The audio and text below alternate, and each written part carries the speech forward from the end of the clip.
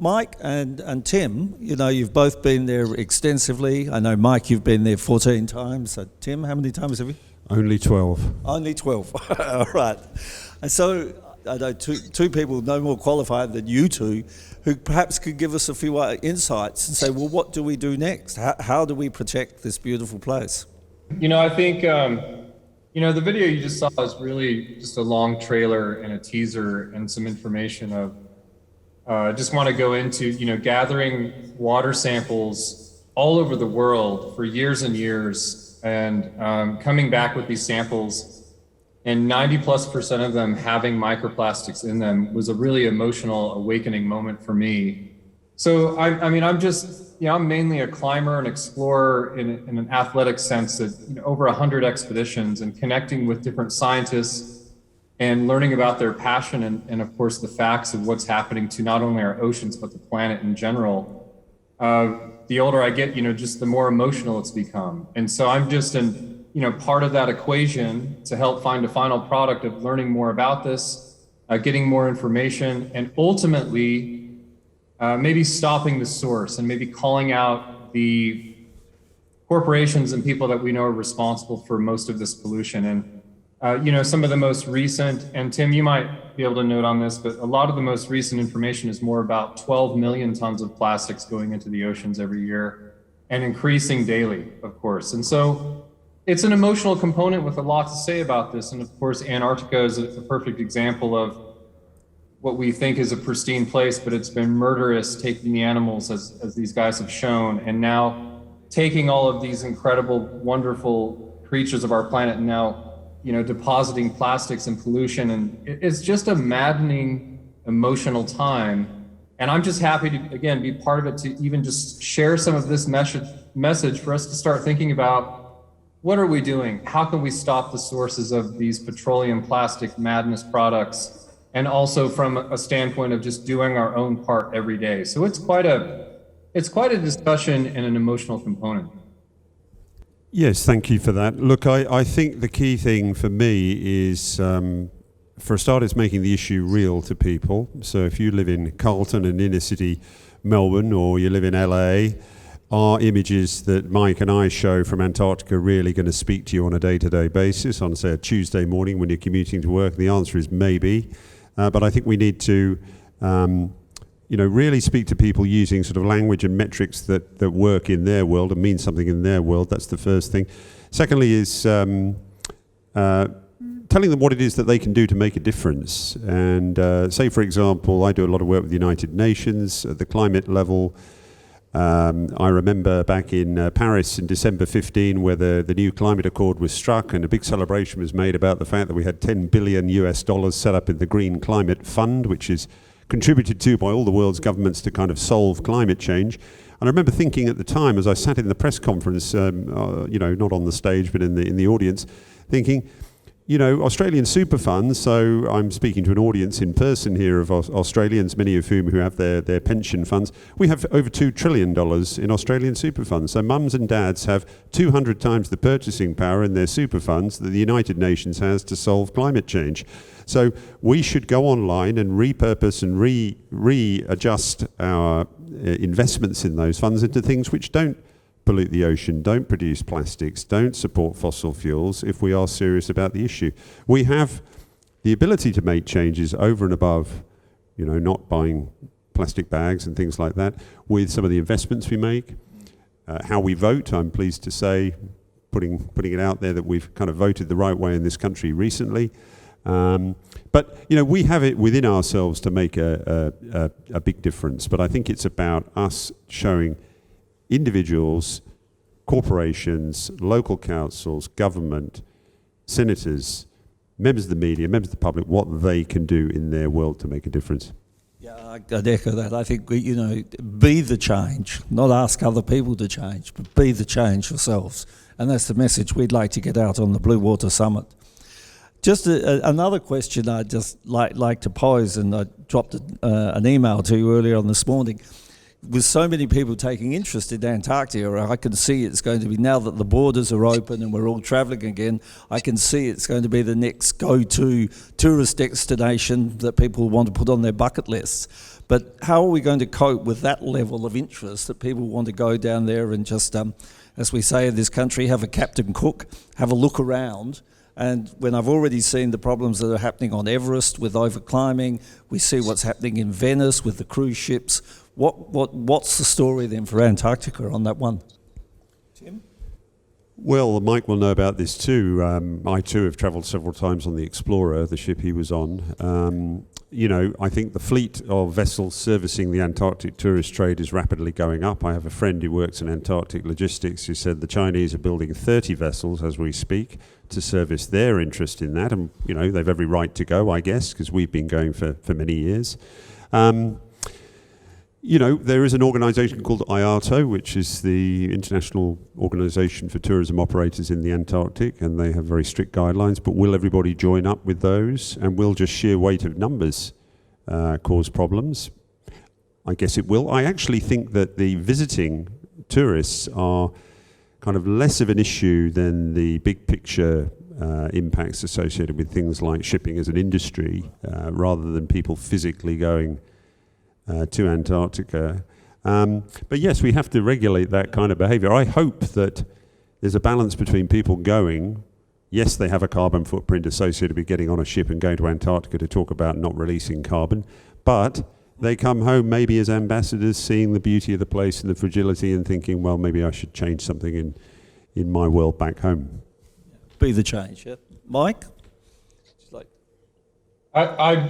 Sorry, the audio, I'm hearing about half of it, but I did hear Tim talk about IATO and those that are following those strict regulations are getting stricter more and more from what I can tell. We can hope that people follow those guidelines. I think most tour operators down there are. Sounds like we've shared half the trips I've done. I've been on big cruise ships, the tourist ships, and I agree that I think a lot of people go down there and their lives are changed. And there's some emotion where they want to become ambassadors, not only for Antarctica, but the planet. There's compromise and sacrifice. I mean, if you really get into it, we're all part of the problem. But I think we do need to go to the higher levels of legislation. We do need to stop the source. We need to put tariffs and taxes or even stop this for example, just millions of single-use plastic bottles being pushed out and produced daily. It feels... I'm kind of rambling on here, but it feels hopeless at times, especially when you're out in the field and traveling and looking at these problems firsthand and seeing it, where you're watching real-time 24/7 pollution being just pushed into our ocean and spreading in the currents around the world. But back to Antarctica specifically, I think that if we're gathering and we're learning and we're communicating the situation and waking people up, that's one step. Tim, do you just want to pick up with some closing remarks then? Because I like what you said. Maybe we need more ambassadors, so maybe people going to Antarctica is a good thing. If it's down to the balance between people, I'm the ambassador for WWF in this country, not the Wrestling Federation, by the way, just to clarify, the one with the panda, and it's worth mentioning.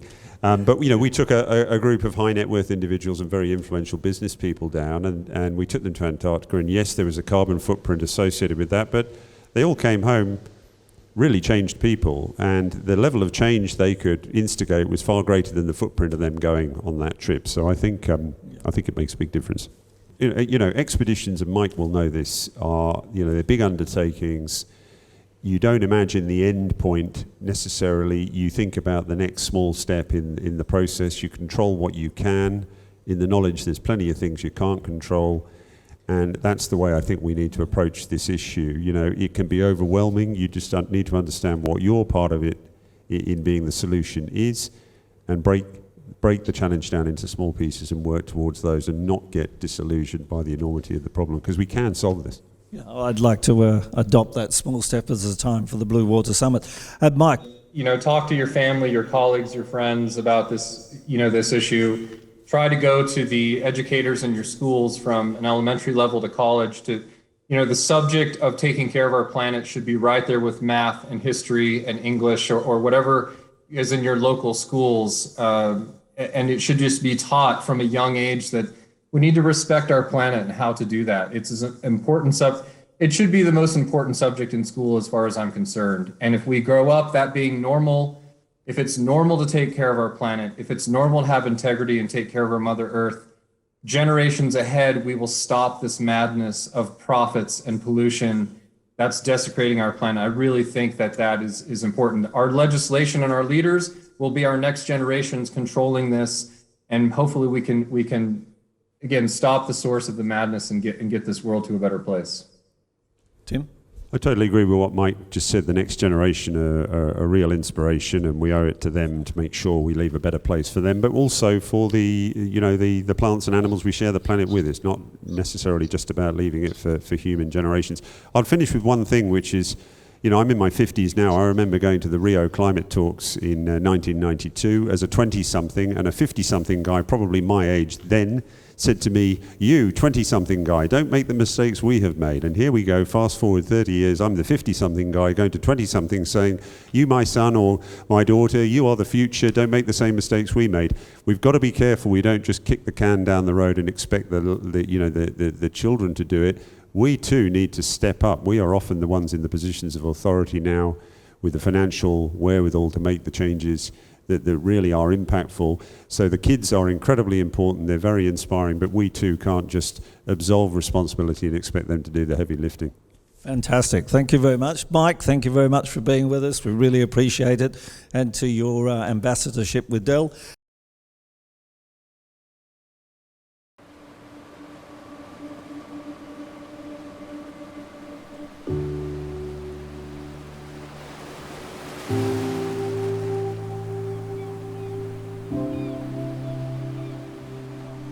Off Australia's northwest coast, at the meeting point of the Indian and Pacific Oceans, lie two globally significant and spectacular marine environments. Christmas Island and the Cocos Keeling Islands in Australia's Indian Ocean territories are places where unique species live and thrive. These waters provide habitats for a range of marine life, including distinct varieties of coral, sea turtles, whale sharks and oceanic fish. To protect this remarkable marine environment, the Australian government has created two new marine parks surrounding the Christmas Island and the Cocos Keeling Islands. At 744,000 square kilometres in size, these two marine parks together cover an area more than twice the size of the Great Barrier Reef Marine Park.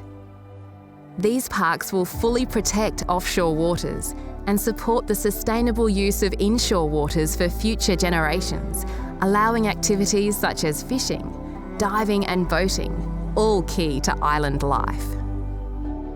Importantly, the new marine parks will support vital industries like nature-based tourism. Vast, remote and relatively uncharted, they will also support valuable marine research. They extend Australia's national marine park network, which now protects 45% of our waters. Australia's new Indian Ocean Territory marine parks are an untouched national treasure. Now they are protected, they will remain that way for generations to come.